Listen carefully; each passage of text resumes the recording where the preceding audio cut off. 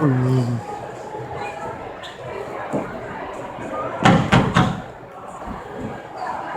come forth! Come forth, thou fearful man! Father, what news? What is the prince's doom? What sorrow craves acquaintance in my hand that I yet know not? A gentler judgment vanished from his lips. Not body's death, but body's banishment. Banishment! Be merciful, say death! For exile hath more terror in his look, much more than death. Do not say banishment. Hence from Verona art thou banished. Be patient, for the world is broad and wide. There is no world without Verona walls, but purgatory, torture, hell itself. Hence banished is banished from the world and worlds. Exile is death. And banished is death mistermed. Calling death banishment, thou cuts my head off with a golden axe and smilest upon the stroke that murders me. O deadly sin, O rude unthankfulness, thy fault on all caused death, but the kind prince, taking thy part, hath rushed aside the law and turned that backward death to banishment. This is dear mercy, and thou seest it not. 'Tis torture, not mercy. Heaven is here, where Juliet lives, and every cat and dog and little mouse, every unworthy thing lives here in heaven and may look on her, but Romeo may not. He is banished. Sayest thou yet that exile is not death?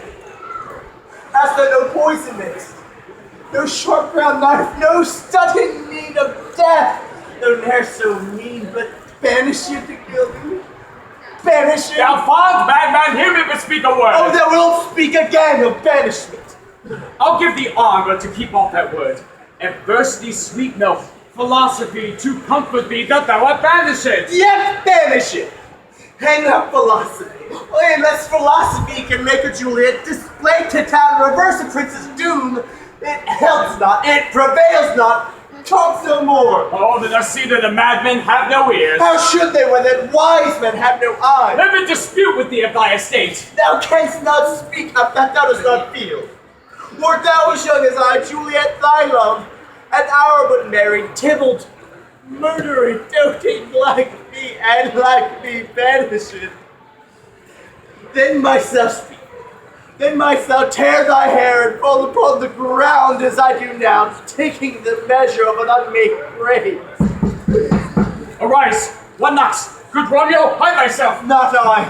And that's the breath of hearts that groans mist-like can enfold me from the search of eyes. Hark, how they knock! Who's there? Romeo, arise, thou wilt be taken. Stay a while. Stand up! Run to my study by and by. God's will, what simple is this? I come. Who knocks so hard? Whence come you? What you will? Let me come in, you shall know my errand. I come from Lady Juliet. Welcome then. Oh, Holy Friar, tell me, oh, Holy Friar, where's my lady's lord? There on the ground with his own tears made drunk. Oh, even so, my she. He is justice in my mistress's case. She lies there blubbering and weeping and blubbering. Stand up. Stand up. Stand and you be a man. For Juliet's sake, for her sake, rise and stand. Why should you fall into so deep an oath? Nurse! Ah, sir, death's the end of all. Speaks thou, Juliet. How is it with her? Doth she not think me an old murderer now that I've stained the childhood of her joys, blood removed but little from her own? Where is she? And how doth she, and what says my concealed lady to our cancelled love? She says nothing, sir, but weeps and weeps, and now falls on her bed and then starts up, and Tybalt calls, and then Romeo cries, and then falls down again. As if that name shot from the deadly level of a gun should murder her. But tell me, Friar, tell me, in what vile part of this anatomy doth my name lodge? Tell me that I may sack the hateful mansion. Hold thy desperate hand.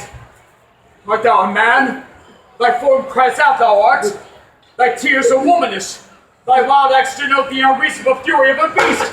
Thou hast amazed me. By my order I thought thy disposition better tempered. Hast thou slain Tybalt? Wilt thou slay thyself? And slay thy lady that in thy life lives by doing damned hate upon thyself? Why railst thou against thy birth, the heaven and earth? What roused thee, man, like Juliet is alive, for whose dear sake thou wast but lately dead?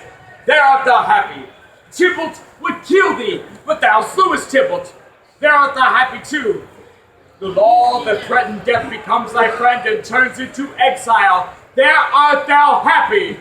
A pack of blessings lights up upon your back. Happiness courts thee in her best array. But like a misbehaved and sullen witch, thou pounced against thy fortune and thy law. Take heed for such die miserable. Go, give thee to thy love as was decreed. Ascend her chamber, hence and comfort her. But look thou stay not till the watch be set, for then thou canst not pass to Mantua, where thou shalt live till we can find the time to blaze your marriage, reconcile your friends, beg pardon of the prince, and call thee back with 200,000 times more joy than thou wentst forth in lamentation. Go before nurse, commend me to thy lady, and bid her hasten all the house to bed, which heavy sorrow makes them outdone too. Romeo is coming. Oh, I could have stayed here all night to hear such good counsel. What learning is. My lord, my lady, has bid me give you this ring. I will tell her that you will come. Oh, how well my comfort is revived by this. You make haste, for it grows very late. Go hence. Good night. And here stands all your state. I will be gone before the watch be set, or by the break of day disguised from hence, sojourn in Mantua. I'll find out your man, and he shall signify from time to time every good hap to you that chances here. Give me the hand. 'Tis late. Farewell. Good night. But that the joy past joy calls out to me. It were grief, so grief to part with thee. Farewell.